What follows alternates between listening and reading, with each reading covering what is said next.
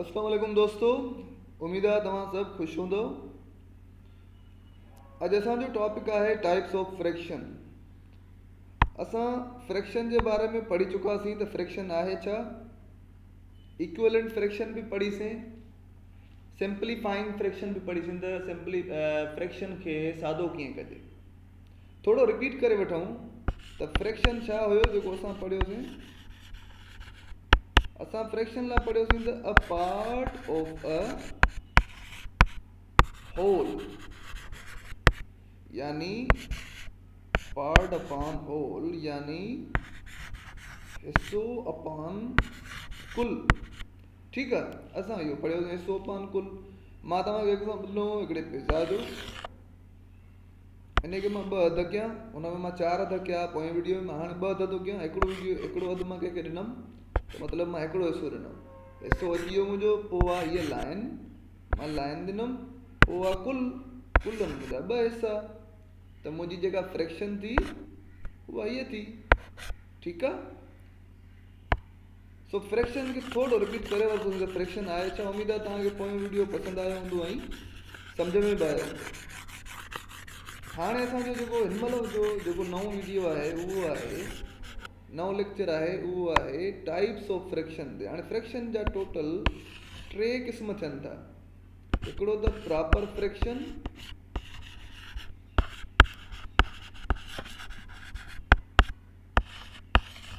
ॿियो थिए थो इम्प्रॉपर फ्रैक्शन,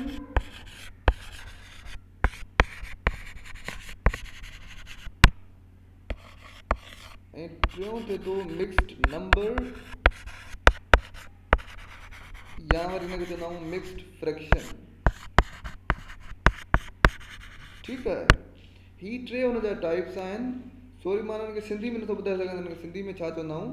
बहरहाल ठेठ सिंधी मां न ॻाल्हाईंदुमि वीडियोज़ में, सिर्फ़ु मां सिंधी में वीडियो ॾींदुमि जंहिंमें कुझु अंग्रेज़ी जा लफ़्ज़ बि हूंदा।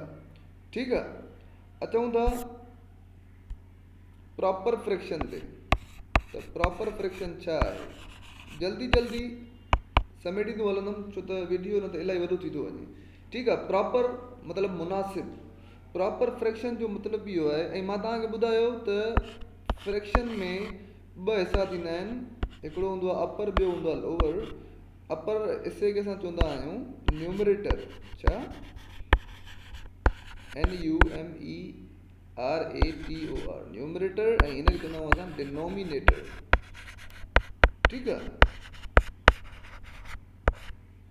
हूअ पार्ट अपॉन होल जेको आहे उहो हुनजो फॉर्मूलो आहे फ्रैक्शन जो, पर पार्ट खे असां मैथमेटिकली छा चवंदा आहियूं, न्यूमरेटर, ऐं कुल यानी टोटल खे असां मैथमेटिकली चवंदा आहियूं डिनोमिनेटर। ठीकु आहे, हाणे प्रॉपर फ्रैक्शन छा थींदो आहे, जंहिंमें न्यूमरेटर नंढो हुजे डिनोमिनेटर खां। हिनखे कीअं पढ़ंदासीं, न्यूमरेटर लेस देन डिनोमिनेटर। हाणे जेकॾहिं मां चवां थो 7/11, हीअ हिकिड़ी फ्रैक्शन त आहे, पर कहिड़ी फ्रैक्शन आहे, तव्हां चवंदो त सर न्यूमरेटर नंढो आहे डिनोमिनेटर खां, त हीअ थींदी प्रॉपर। अच्छा भला 11/12 चवंदव वरी प्रॉपर। भला 15/37 हीअ कहिड़ी फ्रैक्शन आहे, हीअ बि प्रॉपर। भला जेकॾहिं चवां 15/9, तव्हां चवंदव सर हीअ त प्रॉपर न आहे, छो त हिनजो न्यूमरेटर वॾो थी वियो। प्रॉपर जी हीअ आहे असांजी शर्त, हीअ आहे त न्यूमरेटर नंढो हूंदो, त पोइ हीअ फ्रैक्शन कहिड़ी थींदी, हीअ फ्रैक्शन त हीअ न थी। त हिन फ्रैक्शन खे असां चवंदा आहियूं इम्प्रॉपर फ्रैक्शन। अचो तव्हांखे मां ॿुधायां त इम्प्रॉपर फ्रैक्शन छा आहे। इम्प्रॉपर फ्रैक्शन यानी न्यूमरेटर वॾो हुजे डिनोमिनेटर खां। ठीकु आहे, कीअं, हाणे मां पोइ हिते एग्ज़ाम्पल ॾिनमि, या ॿियो कोई एग्ज़ाम्पल तव्हांखे ॾियां थो। Let suppose 17/5 6/2 11/9। ठीकु आहे, अहिड़े हिसाब सां न्यूमरेटर वॾो आहे, डिनोमिनेटर नंढो आहे, न्यूमरेटर वॾो आहे, डिनोमिनेटर नंढो आहे, न्यूमरेटर वॾो आहे, डिनोमिनेटर नंढो आहे, त इन जो मतिलबु इहो आहे सभु जो सभु इम्प्रॉपर फ्रैक्शन्स आहिनि।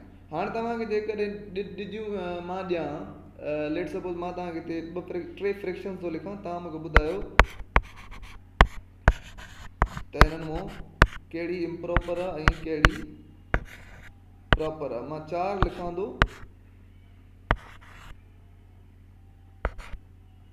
पहिरीं 11/4।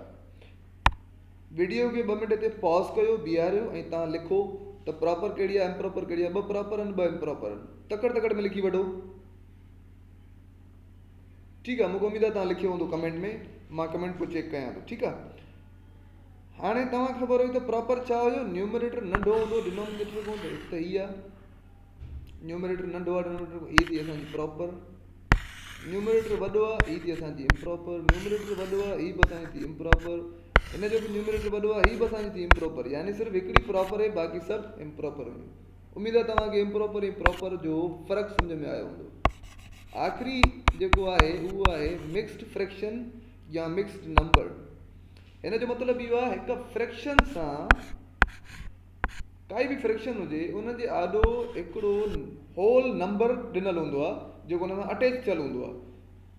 अहिड़े क़िस्म जी फ्रैक्शन खे असां चवंदा आहियूं मिक्स्ड फ्रैक्शन। छो त मिक्स थी वई, हिन जा 2 हिसा थी विया। हिकिड़ो थी वियो, हिकिड़ो हे आहे होल नंबर ऐं हीअ सॼी आहे फ्रैक्शन। ऐं कहिड़ी फ्रैक्शन आहे हीअ? प्रॉपर फ्रैक्शन आहे। ठीकु आहे, यानी प्रॉपर फ्रैक्शन सां हिकिड़ो होल नंबर अची टच थियो त अहिड़े क़िस्म जी फ्रैक्शन खे असां चवंदा आहियूं हीअ न इम्प्रॉपर न प्रॉपर आहे, हीअ मिक्स्ड आहे। ठीकु आहे, जीअं 4 5/7 6 1/6 1 3/2। हाणे स्टूडेंट छा कंदा आहिनि, शागिर्द, त जॾहिं प्रॉपर लिखंदा आहिनि, सॉरी मिक्स्ड लिखंदा आहिनि, त हिनखे ई सम्झी वठंदा आहिनि त 13/2। इहो न, हे ग़लति आहे। हिन जो ही हिसो फ्रैक्शन आहे, बाक़ी अॻियों हिसो होल नंबर आहे। इहो बिल्कुलु हिन खां अलॻि बीहंदो, बिल्कुलु हिन खां अलॻि बीहंदो। हिन जे विच ते हिकिड़ी लाइन ॾेई असां पोइ लिखंदा आहियूं त ही फ्रैक्शन आहे। कहिड़ी? मिक्स्ड फ्रैक्शन आहे। ठीकु आहे, त हाणे कुझु मां हिते फ्रैक्शन्स लिखां थो। वीडियो इलाही लंबो थी वियो आहे। ॿिए वीडियो में मां तव्हांखे ॿुधायां त इहे हिक ॿिए में कीअं तब्दील कयूं वञनि। ठीकु आहे, अचो त ॾिसूं 1/2 3/2 4/3 11/17 हिकु होल 2 भाङे 3 7 होल 1/5। हाणे तव्हां 2 मिंट वीडियो खे पॉज कयो ऐं हिन में ॿुधायो त कहिड़ियूं कहिड़ियूं फ्रैक्शन्स मिक्स्ड आहिनि, कहिड़ियूं इम्प्रॉपर आहिनि, कहिड़ियूं प्रॉपर आहिनि। अचो तेसि ताईं मां बि तव्हांखे ॿुधायां। उमेद आहे तव्हां लिखियो हूंदो कमेंट सेक्शन में। न्यूमरेटर नंढो, डिनोमिनेटर वॾो, प्रॉपर। न्यूमरेटर वॾो, डिनोमिनेटर नंढो, इम्प्रॉपर। न्यूमरेटर वॾो, डिनोमिनेटर नंढो, इम्प्रॉपर। न्यूमरेटर नंढो आहे, डिनोमिनेटर वॾो आहे, हिन जो हीअ असांजी प्रॉपर बीहंदी ऐं ही ॿई असांजूं मिक्स परे खां पधरी हूंदी आहे, छो त हुन में हिकिड़ो होल नंबर अटैच थियल हूंदो आहे। ठीकु आहे स्टूडेंट्स, मूंखे उमेद आहे तव्हांखे वीडियो पसंदि आयो हूंदो।